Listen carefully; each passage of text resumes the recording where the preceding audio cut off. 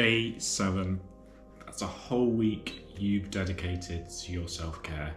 Today we're going to look at habit stacking. This practice is about linking new self-care techniques to routines that you have already established. This process will make the new habits a more automatic sensation and allow you to establish them much easier into your daily routine. By the end of this video, we'd have created a new habit stack that makes your new wellness habit sustainable for life.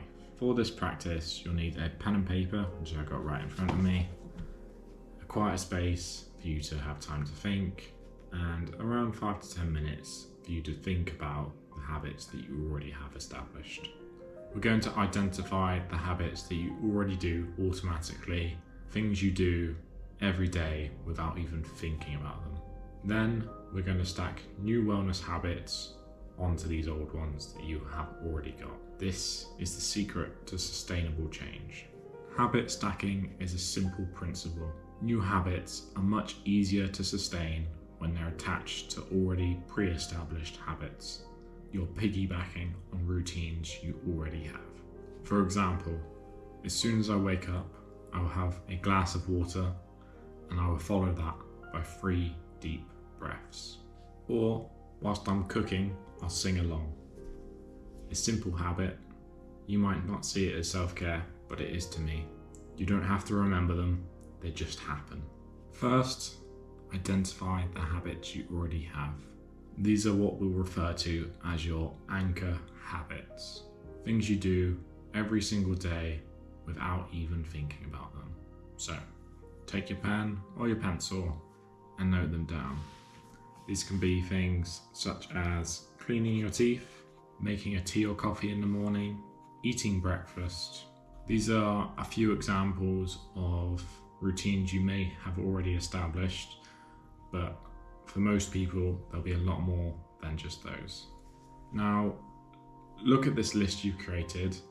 These are all the moments where you could stack habits on top of these. Now what I want you to think of is all the habits you want to establish.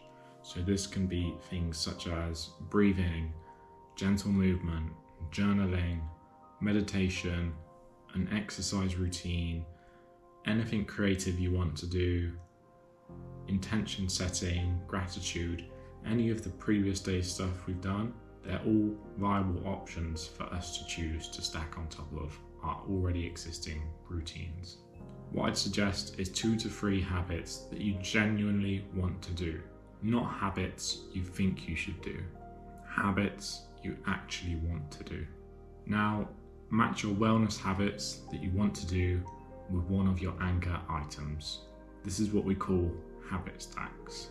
So there's a simple formula for you to do this, and you want to write it like this. After I, and then your anchor habit, I will, and your new wellness habit. So, for me, after I clean my teeth, I will meditate.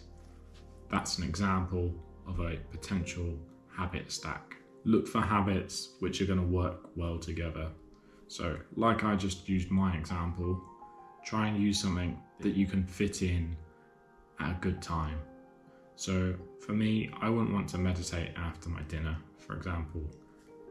That's why I put it after cleaning my teeth. Try and choose times when you'll actually follow through on these habits. So for a lot of people, after dinner, you just want to wind down.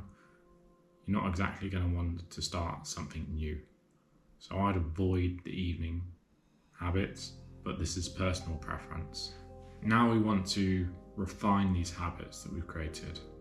So instead of after I clean my teeth, I will meditate, I will change it to after I clean my teeth, I will meditate for 5 minutes.